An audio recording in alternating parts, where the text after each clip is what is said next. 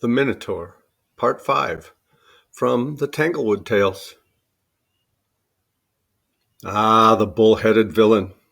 And oh, my good little people, you will perhaps see one of these days, as I do now, that every human being who suffers anything evil to get into his nature or to remain there is a kind of Minotaur, an enemy of his fellow creatures, and separated from all good companionship as his poor monster was. Was Theseus afraid? By no means, my dear auditors. What? A hero like Theseus afraid? Not had the Minotaur had 20 bullheads instead of one.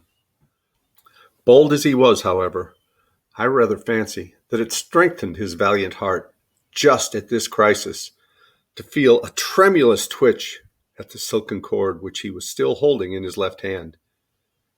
It was as if Ariadne were giving him all her might and courage, and much as he already had, and little as she had to give, it made his own seem twice as much.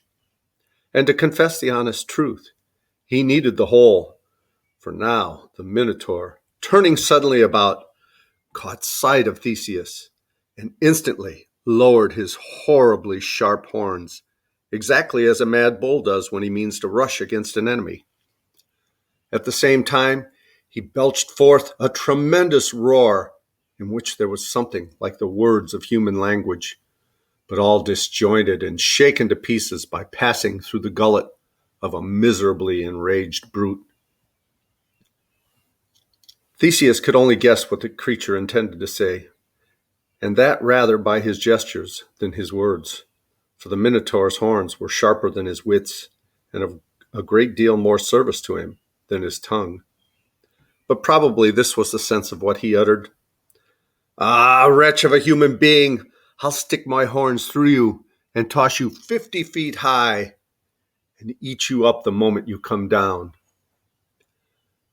Come on then and try it, was all that Theseus deigned to reply, for he was far too magnanimous to assault his enemy with insolent language. Without more words on either side, there ensued the most awful fight between Theseus and the Minotaur that ever happened beneath the sun or moon.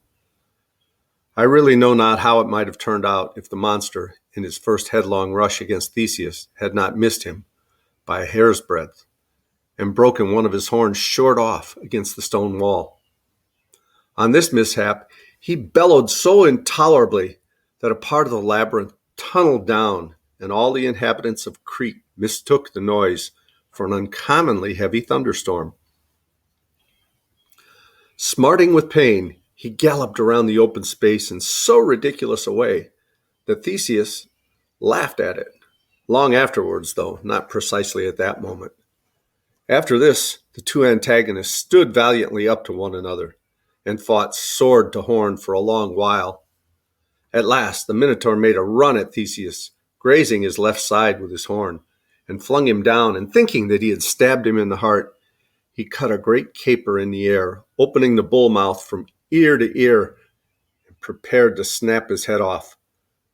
But Theseus, by this time, had leaped up and caught the monster off guard. Fetching a sword stroke at him with all his force, he hit him fair upon the neck and made his bull head skip 6 yards from his human body, which fell down flat upon the ground. So now the battle was ended. Immediately the moon shone out as brightly as if all the troubles of the world and all the wickedness and the ugliness that infest human life were past and gone forever.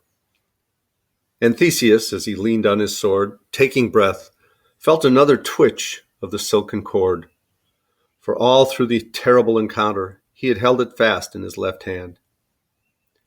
Eager to let Ariadne know of his success, he followed the guidance of the thread and soon found himself at the entrance of the labyrinth.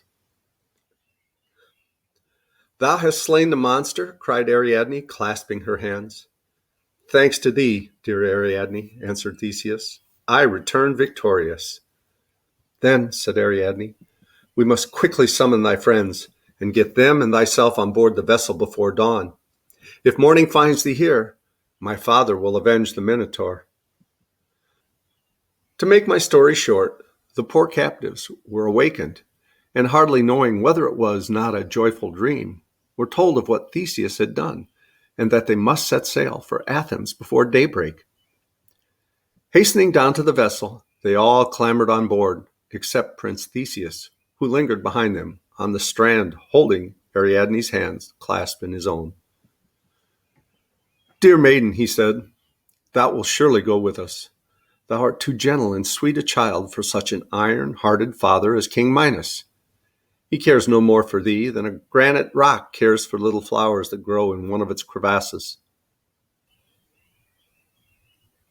But my father, King Aegeus, and my dear mother, Athra, and all the fathers and mothers in Athens, and all the sons and daughters too, will love and honor thee as their benefactress.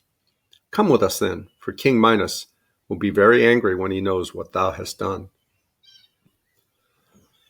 Now, some low-minded people who pretend to tell the story of Theseus and Ariadne have the face to say that this royal and honorable maiden did really flee away under cover of the night with the young stranger whose life she had preserved. They say, too, that Prince Theseus, who would have died sooner than wrong the meanest creature in the world, ungratefully deserted Ariadne on a solitary island where the vessel touched on its voyage to Athens. But had the noble Theseus heard these falsehoods, he would have served their slanderous authors as he served the Minotaur. Here is what Ariadne answered when the brave prince of Athens besought her to accompany him. "No, Theseus," the maiden said, pressing her hands and then drawing back a step or two. "I cannot go with you. My father is old and has nobody but myself to love him. Hard as you think his heart is, it would break to lose me. At first, King Minos will be angry, but he will soon forgive his only child. And by he will rejoice, I know, that no more youths and maidens must come from Athens to be devoured by the Minotaur. I have saved you, Theseus, as much for my father's sake as for your own. Farewell. Heaven bless you." All this was true and so maidenlike, and was spoken with so sweet a dignity, that Theseus would have blushed to urge her any longer. Nothing remained for him, therefore, but to bid Ariadne an affectionate farewell, and go on board the vessel and set sail. In a few moments, the white foam was boiling up before their prow as Prince Theseus and his companions sailed out of the harbor with a whistling breeze behind them. Talus, the brazen giant, on his never-ceasing sentinel's march, happened to be approaching that part of the coast when they saw him, by the glimmering of the moonbeams on his polished surface, while he was yet a great way off. As the figure moved like clockwork, however, and could neither hasten his enormous strides nor retard them, he arrived at the port when they were just beyond the reach of his club.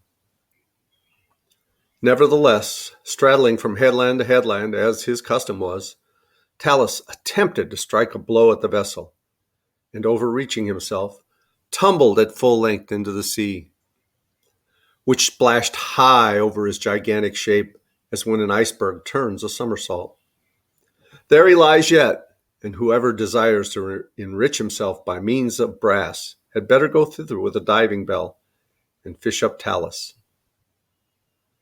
On the homeward voyage, the 14 youths and damsels were in excellent spirits, as you will easily suppose.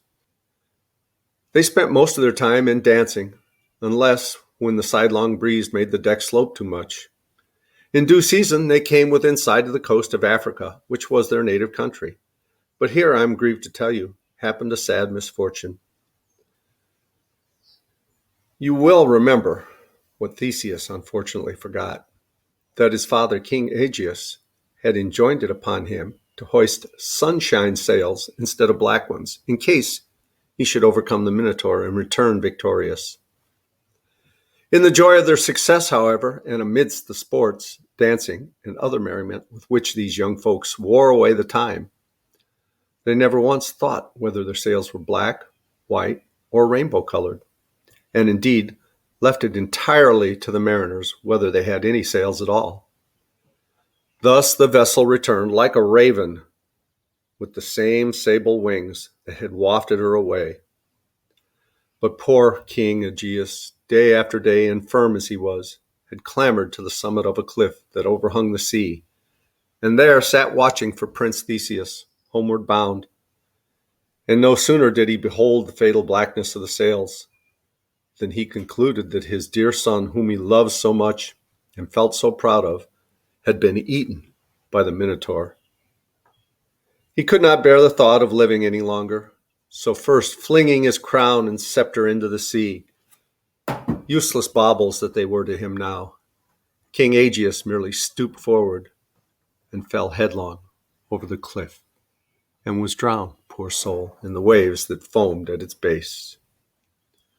This was melancholy news for Prince Theseus, who, when he stepped ashore, found himself king of all the country, whether he would or no. And such a turn of fortune was enough to make any young man feel very much out of spirits. However, he sent for his dear mother to Athens, and by taking her advice in matters of state, became a very excellent monarch and was greatly beloved by his people. And that's the end of the Minotaur. Hope you enjoyed the story. As Tigger says, ta-ta for now. Love you guys. Thanks for listening. Bye-bye.